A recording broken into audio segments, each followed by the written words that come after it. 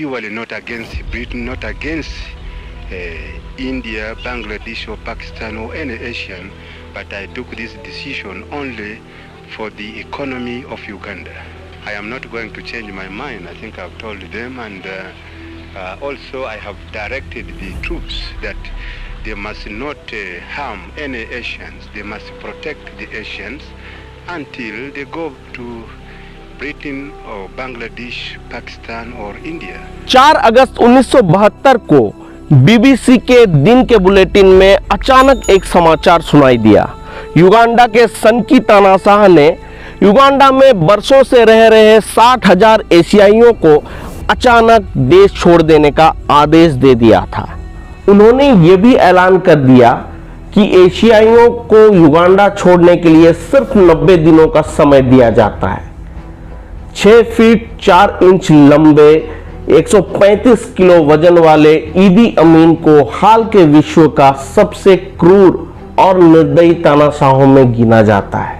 आज के इस वीडियो में हम आपको ईदी अमीन की क्रूरता और बर्बरता के बारे में बताने वाले हैं, तो बने रहे हमारे साथ, पूरे अंत तक वीडियो देखें। नमस्कार दोस्तों, मैं माधव सिंह और आप देख रहे हैं द स्टोरी टेलर इंडिया।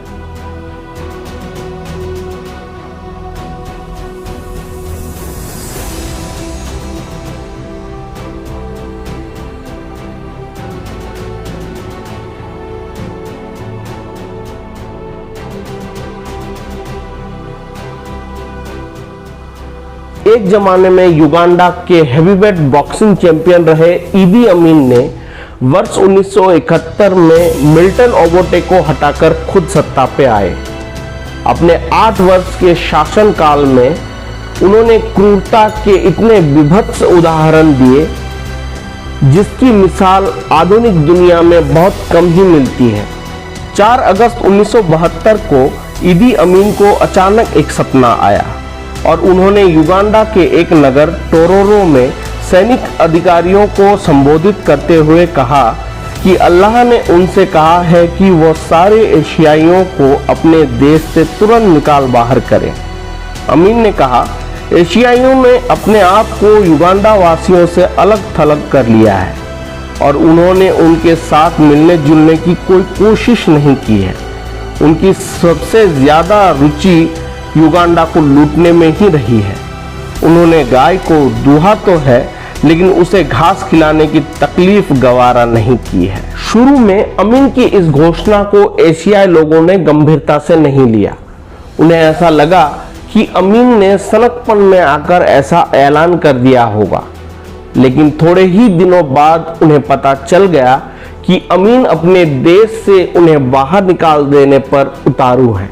जब ये घोषणा हुई तो ब्रिटेन ने अपने एक मंत्री जॉफरी रिपन को इस मंशा से कंपाला भेजा कि वो अमीन को ये फैसला बदलने के लिए मना लेंगे, लेकिन जब रिपन वहां पहुंचे तो अमीन ने कहलवाया कि वह बहुत व्यस्त होने के कारण अगले 5 दिनों तक उनसे नहीं मिल पाएंगे।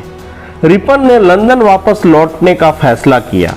जब उनके अधिकारियों ने उन्हें समझाया तो चौथे दिन अमीन जाकर रिपन से मिलने को तैयार हुए, लेकिन इसका कोई फायदा नहीं हुआ। अमीन अपने फैसले पर अड़े रहे। भारत सरकार ने भी स्थिति का जायजा लेने के लिए भारतीय विदेश सेवा के एक अधिकारी निरंजन देसाई को कंपाला भेजा। निरंजन देसाई याद करते हैं, जब मैं कंपाला पहुंचा तो वहां हाहाकार मचा हुआ था। उनमें से बहुत से लोग अपनी पूरी जिंदगी में युगांडा से बाहर नहीं गए थे।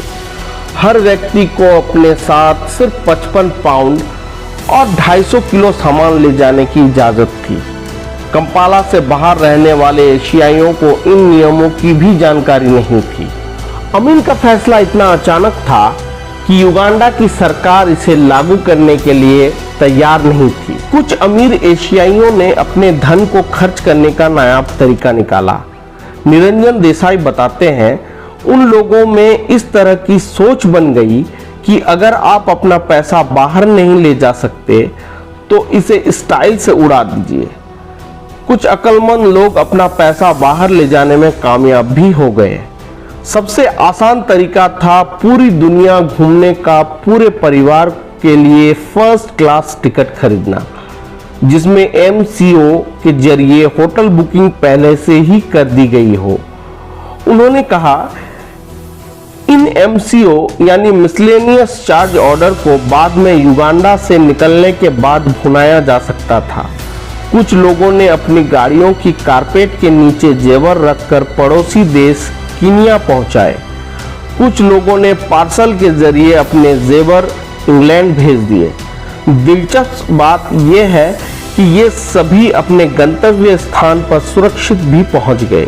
कुछ को उम्मीद थी कि वो कुछ समय बाद वापस युगांडा लौट आएंगे, इसलिए उन्होंने अपने जेवर अपने लॉन या बगीचे में गाड़ दिए। निरंजन देसाई बताते हैं, मैं कुछ ऐसे लोगों को भी जानता हूं जिन्होंने अपने जेवर बैंक ऑफ बड़ौदा की स्थानीय ब्रांच में लॉकर में रखवा दिए। उनमें से कुछ लोग जब 15 साल बाद वहां गए तो उनके जेवर उस लॉकर में सुरक्षित थे। बहुत से एशियाइयों ने अपनी दुकानें, अपना घर खुले छोड़कर आना पड़ा। उन्हें अपने घर का सामान बेचने की इजाजत नहीं थी। युगांडाई सैनिक उनकी वो सामान भी लूटने के फिराक में थे जिन्हें एशियाई अपने साथ ले जाना चाहते थे। जॉर्ज इवान स्मिथ अपनी किताब घोस्ट ऑफ कंपाला में लिखते हैं, अमीन ने एशियाइयों की ज्यादातर दुकानें और होटल अपने सैनिकों को दे दिए। वो लिखते हैं, इन अधिकारियों को अपना घर तक चलाने की तमीज नहीं थी। वो मुफ्त में मिली दुकानों को क्या चला पाते। वो एक जनजातीय प्रथा का पालन करते हुए अपने कुनबे के लोगों को आमंत्रित करते और उनसे कहते कि वो जो चाहे वो चीज़ यहाँ से ले जा सकते हैं। उनको इस बात का कोई अंदाजा ही नहीं था कि कहाँ से नई चीज़ें खरीदी जाएं और इन चीज़ों का क्या दाम वसूला जाए। नतीजा ये हुआ कि कुछ ही दिनों में पूरी अर्थव्यवस्था धरातल पर पहुंच गई। इस घटना से अमीन की छवि पूरी दुनिया में एक नीम सन की तानाशाह के रूप में फैल गई।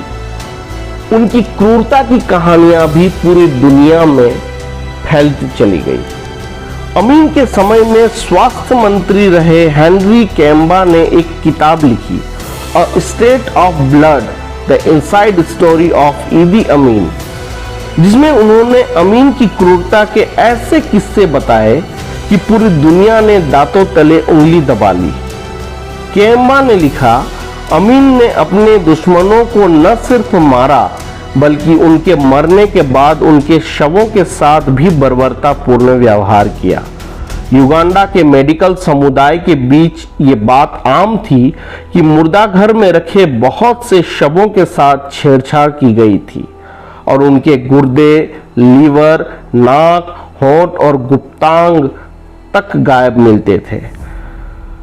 जून 1974 में जब विदेश सेवा के लिए अधिकारी गॉडफ्री किगाला को गोली मारी गई तो उनकी आंखें निकाल ली गई और उनके शव को कंपाला के बाहर जंगलों में फेंक दिया गया। कैम्बा ने बाद में एक बयान दिया कि कई बार अमीन ने जोर दिया कि वो मारे गए लोगों के शवों के साथ कुछ समय अकेले में बिताना चाहते हैं। जब मार्च 1974 में कार्यवाहक सेनाध्यक्ष ब्रिगेडियर चार्ल्स अरूबे की हत्या हुई तो अमीन उनके शव को देखने मुलागो अस्पताल के मुर्दाघर में आए। उन्होंने उप चिकित्सा अधीक्षक क्योवावा बाए से कहा कि वो उन्हें शव के साथ अकेला छोड़ दे। किसी ने ये नहीं देखा कि अमीन ने अकेले छोड़े जाने पर उस शव के साथ क्या किया, लेकिन कुछ युगांडा वासियों का मानना है कि उन्होंने अपने दुश्मन का खून पिया, जैसा कि काकवा जनजाति में प्रथा है। अमीन काकवा जनजाति से आते थे। कैम्बा लिखते हैं, कई बार राष्ट्रपति दूसरे लोगों के सामने शेखी बघारते थे कि उन्होंने मानव का गोश्त खाया है। मुझे याद है अगस्त 1975 में जब अमीन कुछ वरिष्ठ अधिकारियों को अपनी जायर यात्रा के बारे में बता रहे थे तो उन्होंने कहा कि वहां उन्हें बंदर का गोश्त परोसा गया जो कि मानव के गोश्त से अच्छा नहीं था। लड़ाई के दौरान अक्सर होता है कि अपना साथी सैनिक घायल हो जाता है, ऐसे में उसको मारकर खा जाने से आप भूखमरी से बच सकते हैं। एक और मौके पर अमीन ने एक युगांडा के डॉक्टर को बताया था कि मानव का गोश्त तेंदुए के गोश्त से ज्यादा नमकीन होता है। अमीन के एक नौकर मोजेस अलोगा ने केनिया भाग जाने के बाद एक कहानी सुनाई थी जिस पर आज के युग में विश्वास करना मुश्किल है। अलोगा ने बताया, अमीन के पुराने घर कमांड पोस्ट में एक कमरा हमेशा बंद रहता था। सिर्फ मुझे ही उसके अंदर घुसने की इजाजत थी और वो भी सिर्फ उसे साफ करने के लिए। अमीन की 5वीं बीवी सारा क्योलावा को इस कमरे के बारे में जानने की बहुत उत्सुकता थी। उन्होंने मुझसे उस कमरे को खोलने के लिए कहा। मैं थोड़ा झिझका क्योंकि अमीन ने मुझे आदेश दिए थे कि उस कमरे में किसी को घुसने नहीं दिया जाए, लेकिन जब सारा ने बहुत जोर दिया और मुझे कुछ पैसे भी दिए तो मैंने उस कमरे की चाबी उन्हें सौंप दी। कमरे के अंदर 2 रेफ्रिजरेटर रखे हुए थे। जब उन्होंने एक रेफ्रिजरेटर को खोला तो वो चिल्लाकर बेहोश हो गई। उसमें उनके एक पूर्व प्रेमी जिस गीटा का कटा हुआ सर रखा हुआ था। सारा के प्रेमी की तरह अमीन ने कई और महिलाओं के प्रेमियों के सिर कटवाए थे। जब अमीन की दिलचस्पी इंडस्ट्रियल कोर्ट के प्रमुख माइकल कबाली कागवा की प्रेमी हेलेन ओंगवांग में जगी तो अमीन के बॉडीगार्ड्स ने उन्हें कंपाला इंटरनेशनल होटल के स्विमिंग पूल से उठवाकर गोली मार दी। बाद में हेलेन का पेरिस में युगांडा के दूतावास में पोस्ट किया गया, जहां से वो भाग निकली। अमीन की चौथी पत्नी मेदिना भी एक बार उनके हाथों मरते मरते बाल बाल बची थी। हुआ ये कि फरवरी 1975 में अमीन की कार पर कंपाला के पास गोलीबारी की गई। अमीन को शक हो गया कि मेदिना ने हत्या की कोशिश करने वालों को कार के बारे में जानकारी दी थी। अमीन ने मेदिना को इस बुरी तरह से पीटा कि उनकी खुद की कलाई ही टूट गई। बहरहाल एशियाइयों को निकालने जाने के बाद युगांडा की अर्थव्यवस्था तहस नहस हो गई। 60,000 एशियाइयों में 29,000 एशियाइयों को ब्रिटेन ने शरण दी, 11,000 एशियाई भारत चले गए, 5,000 एशियाई कनाडा चले गए और बाकी के एशियाई लोग विश्व के अलग अलग देशों में जाकर बस गए। ईदी अमीन 8 वर्षों तक सत्ता में रहने के बाद उसी ढंग से हटाए गए जैसे उन्होंने सत्ता पर कब्जा किया था। उनको पहले लीबिया फिर सऊदी अरब ने अपने यहाँ शरण दी, जहाँ 2003 में 78 वर्ष की आयु में उनका निधन हो गया। तो ये थी एक क्रूर नीम सन की तानाशाह की पूरी कहानी। दोस्तों, आपको ये वीडियो कैसी लगी हमें कमेंट में ज़रूर बताएं। अगर आपको ये वीडियो पसंद आई तो लाइक ज़रूर करें, साथ ही हमें सब्सक्राइब करें और बेल आइकन को ज़रूर प्रेस करें ताकि कोई भी अगला वीडियो आए तो सबसे पहले नोटिफिकेशन आपके पास जाए। तो दोस्तों, इसी के साथ आज का ये वीडियो हम समाप्त करते हैं। मैं आपका माधव सिंह और आप देख रहे थे द स्टोरी टेलर इंडिया।